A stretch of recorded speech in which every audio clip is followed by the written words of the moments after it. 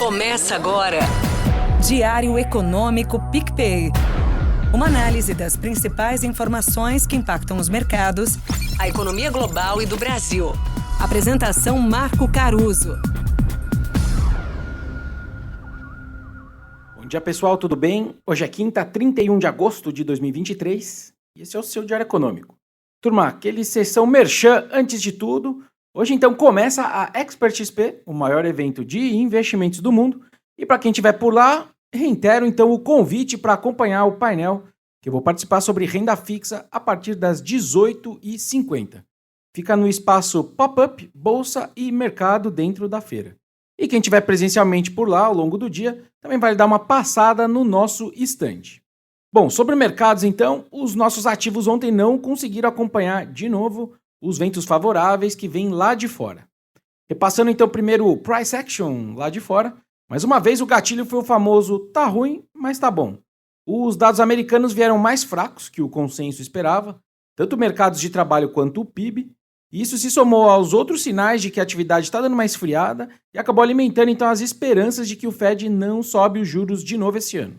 O S&P 500 e o Nasdaq, as bolsas, subiram perto de 0,5%, os rendimentos do Tesouro Americano caíram e as commodities em geral subiram. Mas por aqui tudo piorou depois de uma sequência de notícias ligadas à dobradinha fiscal / Brasília. Primeiro, teve a confirmação de que as contas públicas ficaram 35 bilhões de reais no negativo em julho. Esse é o terceiro mês consecutivo que frustra as expectativas dos analistas e relembra a gente da trajetória de deterioração das contas públicas. No acumulado em 12 meses, por exemplo, o furo nas contas já é da ordem de 97 bilhões de reais. Grosso modo, a gente está falando de 1% do PIB de déficit. Tá aí então o tal do wake-up call, evidenciando a complexidade, por exemplo, da gente alcançar o equilíbrio fiscal já em 2024. É aqui então que entra outro motivo para o dólar ter subido de volta para 4,87, a nossa bolsa ter perdido 0,7% e os juros de vencimentos mais longos terem subido mais de 10 pontos. Hoje, o governo entrega o orçamento de 2024 para o Congresso, prevendo justamente uma meta de déficit zero, como disse a ministra do Planejamento, Simone Tebet. Ela lembrou que, para isso, seria necessário achar 168 bilhões de reais de receitas novas, dando sopa por aí. Mas diz também nas palavras dela, abre aspas, eu recebi receitas suficientes para zerar o déficit fiscal, sejam já realizadas, sejam que estão por vir. O futuro a Deus pertence. Não sabemos diante do imponderável. Enfim, essa incerteza, vamos pôr assim, que para no ar, pressiona a curva prefixada para cima, lembrando que o Copom, o Banco Central, na sua última decisão de juros, tinha tirado o risco fiscal do seu balanço de riscos.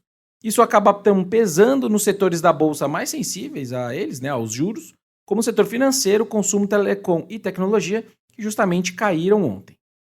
Por fim, teve também uma outra notícia que é pouco citada aí, mas que para mim reduz a clareza dos mercados sobre o cenário. Naquele contexto de reforma ministerial, para contemplar os partidos ditos de centro, depois que a turma lá andou com as pautas no Congresso, o ministro do Desenvolvimento Social, Wellington Dias, disse ser contra fatiar o seu ministério. Diz o noticiário que o PP, partido do Arthur Lira, mira a pasta dele e uma das possibilidades estudadas pelo Planalto é justamente dividir o ministério em dois. Dias, então, ficaria com o Bolsa Família e os programas de combate à fome, só que ele cederia a assistência social para os novos aliados. O Lula se reuniu ontem com os líderes do governo no Congresso, o José Guimarães e o Jacques Wagner, além do ministro Alexandre Padilha, para tentar resolver esses impasses. Já na agenda econômica de hoje, a atenção maior fica com a inflação ao consumidor americano, que sai às 9h30 da manhã. Qualquer surpresa minimamente positiva em termos de menos inflação, o mercado embarca ainda mais nessa dinâmica positiva que a gente está vendo nos últimos dias aí de agosto. E no Brasil sai também o desemprego de julho, que pode voltar a ficar abaixo de 8%. Ontem, a criação de vagas formais do CAGED ficou exatamente em linha com as nossas projeções e confirmou o cenário de desaceleração bem gradual do emprego, ainda bem em níveis saudáveis. A gente está falando de algo perto de 1,5 milhão de saldo líquido estimado, de criação de vagas para o ano de 2023. Quando eu falo líquido, é admitidos menos demitidos.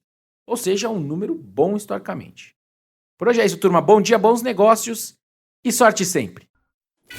Você ouviu Diário Econômico PicPay.